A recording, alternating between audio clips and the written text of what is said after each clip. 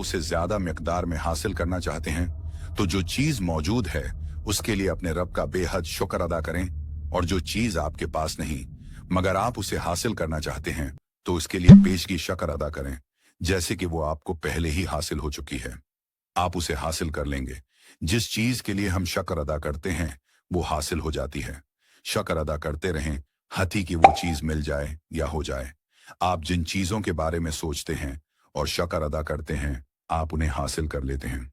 शुक्र गुजारी खुशहाली के लिए एक जबरदस्त हथियार है। बार बार शुक्र अदा करें।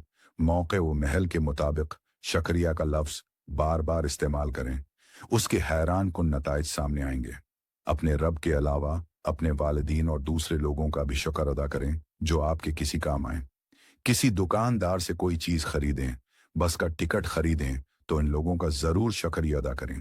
अरशाद नबवी है, जो लोगों का शुक्रिया अदा नहीं करता वो अल्लाह पाक का शुक्र अदा नहीं करता।